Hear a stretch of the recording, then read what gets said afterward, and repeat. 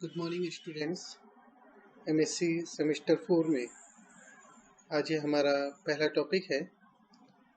हम weather and climate के बारे में आज चर्चा करेंगे। मैं doctor Prakash Chandra Sharma, assistant professor zoology, SPC government college Ajmer. तो सबसे पहले आप सबका स्वागत है इस लर्निंग प्रोसेस में। अगर हम आपका सिलेबस देखें तो इस सिलेबस के यूनिट फर्स्ट में जो पहला टॉपिक है वो वेदर एंड क्लाइमेट से जुड़ा हुआ है, जिसके अंदर atmosphere, local wind, monsoon, inversion, cloud वगैरह ये प्रमुख टॉपिक हैं। तो इसके पीछे हमारा क्या रेशनल है, तर्क क्या है कि जो मेजर क्लाइमेटिक जोन्स है और ओशियनिक करंट जो डेवलप होते हैं वो अर्थ के जो नेचुरल कैपिटल है उसके की कंपोनेंट है। और जो क्लाइमेट में हम डिफरेंसेस देखते हैं उनके कारण से बायोजियोग्राफिक रीजन्स का निर्धारण होता है। जैसा कि हमने इस सिलेबस को देखा, यहाँ पर हम वेदर एंड क्लाइमेट के बारे में जानेंगे, एटमॉस्फेयर के बारे में जानेंगे, इन्वर्जन किसे कहते हैं, क्या होता है उसके बारे में जानेंगे, winds, local as well as global winds pattern के बारे में जानकारी लेंगे, इंडियन मानसून सिस्टम के बारे में, क्लाउड के बारे में। हम आने वाले अगले कुछ लेक्चर्स के अंदर इन चीज़ों की जानकारी लेने वाले हैं। और हमारा जो ओवरऑल उद्देश्य है वो ये है कि आप इस लेक्चर सीरीज के बाद में आप जो टेम्परेचर और मेजर गैसेस का वर्टिकल प्रोफाइल है उसको डिस्क्राइब कर सकें, इन्वर्जन, लैप्स रेट को अच्छे से डिस्क्राइब कर पाए, विंड, ग्लोबल विंड पैटर्न को समझ पाए ये क्या होता है, इंडियन मानसून सिस्टम को स्केच कर पाए कि किस तरीके से है, और क्लाउड फॉर्मेशन को आप समझ पाए कि कैसे होगा। तो ये हमारा पूरा ओवरऑल उद्देश्य होगा। ये कई सारे लेक्चर्स इस सीरीज में होने वाले हैं, इस टॉपिक के लिए होने वाले हैं, तो आप ध्यान रखिए उसमें। सबसे पहले हम बात करते हैं वेदर की या मौसम, जिसे हम सामान्य तौर पे कहते हैं, और क्लाइमेट, जलवायु। तो सबसे पहले हम बात करते हैं वेदर की, मौसम की। तो weather is what we experience day to day. Weather या मौसम हम उसे कहेंगे जिसे हम रोजाना महसूस करते हैं, रोजाना एक्सपीरियंस करते हैं, like temperature, like air pressure, like humidity, precipitation, sunshine, cloud cover, wind direction, wind speed. ये कुछ ऐसे पैरामीटर हैं जिनको हम डे टू डे एक्सपीरियंस करते हैं और इनको हम वेदर कहते हैं। तो किसी एक निश्चित किसी एक जगह और एक समय पर, किसी एक जगह एक समय पर जो एटमॉस्फेयर की स्थिति होती है उसको हम वेदर कहेंगे।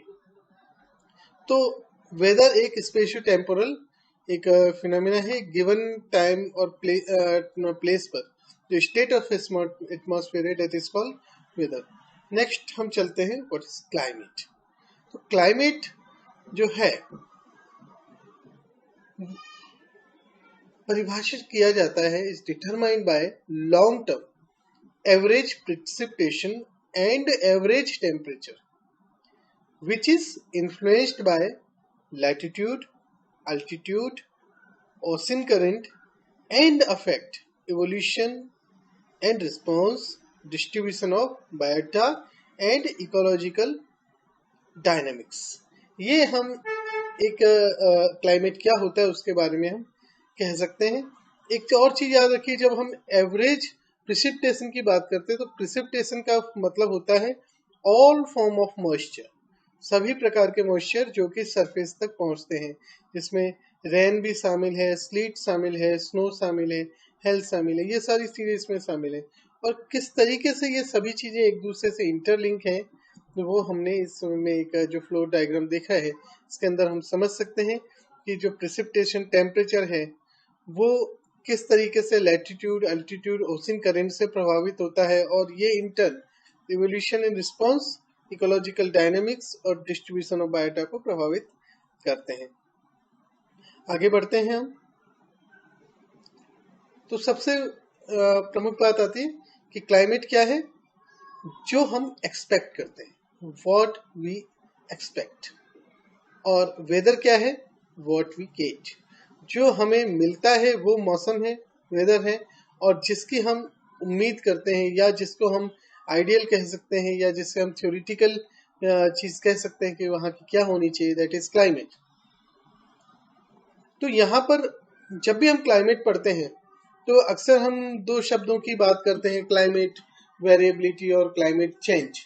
तो ये दोनों शब्द अलग हैं, दोनों एक दूसरे से जुड़े हुए नहीं है, इनके बारे में हमें समझ लेना चाहिए। क्लाइमेट वेरिएबिलिटी की बात करते हैं तो उसका मतलब है शॉर्ट टर्म फ्लक्चुएशन। जब एवरेज वेरिएबल कंडीशन के आसपास शॉर्ट टर्म फ्लक्चुएशन होते हैं तो उन्हें हम क्लाइमेट वेरिएबिलिटी कहते हैं। लाइक जब आप इंसो अल निनो साउथ ऑसिलेशन की बात करते हैं तो ये चीजें क्लाइमेट वेरिएबिलिटी के पार्ट में आती हैं। और जब हम क्लाइमेट चेंज की बात करते हैं तो ये कई दशकों या उससे भी ज्यादा समय के लिए ये ऑपरेट होता है। तो क्लाइमेट चेंज जो है वो ऑपरेट होता है over the decades and long. और यहाँ पर आप बहुत सारे सोफिस्टिकेटेड अर्थ सिस्टम मॉडल्स के माध्यम से, जिनको ESM कहा जाता है, इसको प्रोजेक्ट कर पाते हैं।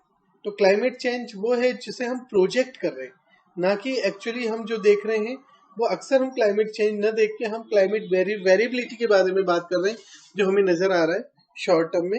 लेकिन जब हम लॉन्ग टर्म में प्रोजेक्ट करते हैं कि किस तरीके का बदलाव आएगा, उसे हम क्लाइमेट चेंज कहते हैं, जो कि बेस होता है ESMs के ऊपर, अर्थ सिस्टम मॉडल्स के ऊपर। और ये जो मॉडल्स होते हैं यहाँ पर भी हम समझे तो ये बेस होते हैं सिनेरियो के ऊपर कि किस तरह का परिदृश्य है। तो इसमें जब हम परिदृश्य की बात करेंगे तो इसमें कई सारी वैल्यूज आती है, लाइक कि उस वक्त फ्यूचर में कितने जनसंख्या होगी, कहाँ कहाँ वो जनसंख्या हो सकती है, किस तरह की उनका वेल्थ का डिस्ट्रीब्यूशन होगा, किस तरीके से फूड्स का डिस्ट्रीब्यूशन होगा, ग्रीन हाउस गैसेस का इमिशन कितने होने की आवश्यकता है। तो ये सारी के सारे इस तरीके के कई सारे पैरामीटर और भी ज्यादा पैरामीटर्स हैं जिन सबको इनपुट किया जाता है इस ESMs में, जिसके आधार पे ये प्रोजेक्ट हो पाता है कि फ्यूचर का जो क्लाइमेट होगा वो किस तरीके का होगा। लाइक फ्यूल कंजप्शन हो गया, फूड कंजप्शन हो गया, जो हम ये कहें लैंड यूज चेंज है, LULC land use land change जो है, तो ये सारे के सारे असर डालते हैं क्लाइमेट के ऊपर। तो प्रिसिपिटेशन और टेम्परेचर में किस तरीके का बदलाव होने वाला है, उसका जो अजम्पशन है कि प्रोजेक्ट करना कि किस तरीके से हो सकेगा, वो सारा का सारा हम क्लाइमेट चेंज के अंदर लेके चलते हैं। आगे हम बढ़े तो सबसे पहले जो आपने वेदर और क्लाइमेट को डिफाइन कर लिया कि किस तरीके से वेदर और क्लाइमेट क्या है। नाउ जो हमारा पहला पॉइंट है हम उसके ऊपर आते हैं कि गैसेस और टेम्परेचर का वर्टिकल प्रोफाइल कैसा है। तो अगर आप सिंपली वर्टिकल प्रोफाइल देखेंगे अर्थ का तो यहाँ पर आपको देखने को मिलेगा जो इनर मोस्ट आप लेयर देखेंगे जो कि अर्थ सरफेस से जुड़ी हुई है, उसके साथ ही है उसके जस्ट ऊपर है वो है troposphere, followed by stratosphere, mesosphere, thermosphere, और उसके बाद सबसे बाहर एक्सोस्फियर आ जाएगा। यहाँ पर आप देख रहे हैं सन जो है वो अर्थ के लिए लाइट का सोर्स है, और सन से हमें जो रोशनी प्राप्त हो रही है वो एक्स रेज से लेकर के IR रेंज तक हमें मिल रहा है, जिसमें से आप देखेंगे तो जो विजिबल एंड IR रेंज है वो ही पृथ्वी तक पहुंच पाती है, जबकि कुछ मात्रा में नियर यूवीज भी पृथ्वी तक पहुंच जाती हैं। लेकिन अधिकांश जो नियर यूवीज हैं वो ट्रोपोस्फियर के अंदर उनका एब्जॉर्प्शन हो जाता है, जबकि जो मिडिल यूवीज हैं जो 200 से 300 नैनोमीटर के दायरे तक आती हैं वो स्ट्रेटोस्फियर तक आती हैं और वहां पर उनका एब्जॉर्प्शन हो पाता है। जबकि फार यूवीज एंड एक्सट्रीम यूवीज जो हैं वो अपर एटमॉस्फेयर के अंदर थर्मोस्फेयर तक ही वो एब्जॉर्ब हो जाती हैं, नहीं पहुंच पाती, जबकि एक्सरेस जो है वो मीजोस्फीयर तक आती है।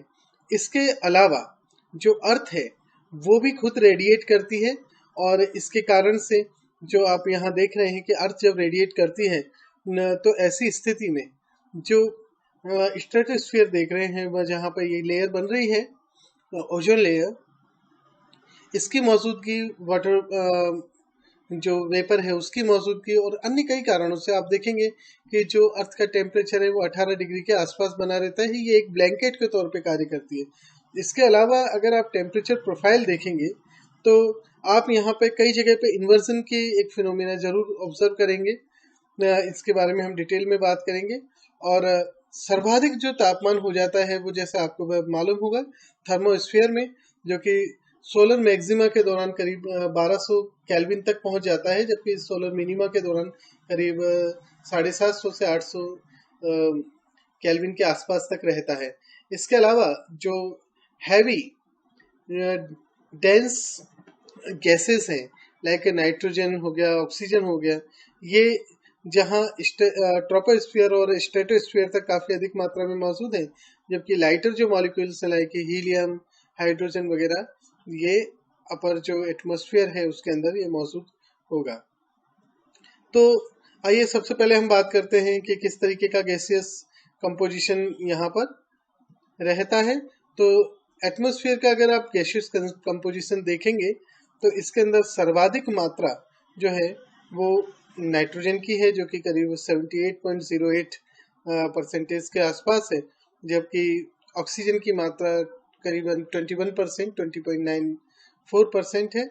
इसके अलावा आर्गन 0.93% और अदर गैसेज जो कि 0.05% कंट्रीब्यूट करती हैं, उनके अंदर आप देखेंगे उसमें सर्वाधिक मात्रा कार्बन डाइऑक्साइड की है, जो कि 0.043% होता है। इसके अलावा neon, krypton, helium, methane, xenon and hydrogen भी मौजूद होती है। जगह के स्थान आधार पर और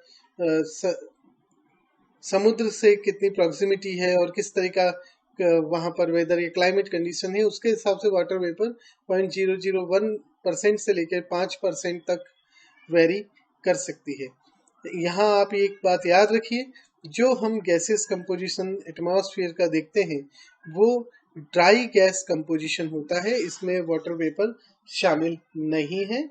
अगर वाटर वेपर उस एटमॉस्फेयर में शामिल है तो ऐसी स्थिति में प्रोपोर्शनेटली ये जो बाकी गैसेस हैं इनका अनुपात तुलनात्मक रूप से कम हो जाता है। और अगर हम ओवरऑल देखें तो जो वाटर वेपर है उसकी परसेंटेज 0.25% के आसपास मास के हिसाब से पूरे एटमॉस्फेयर में हो सकती है।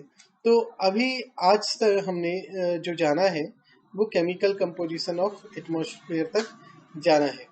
इसके अलावा नेक्स्ट जब टर्न आएगा तो हम जो एटमॉस्फेयर की डिफरेंट लेयर्स हैं वो कैसी हैं, उनका कंपोजिशन और कैरेक्टरिस्टिक क्या होती हैं, उनके बारे में हम विस्तार से जानकारी लेंगे। आज का अध्याय हम यहीं पे समाप्त करते हैं। धन्यवाद।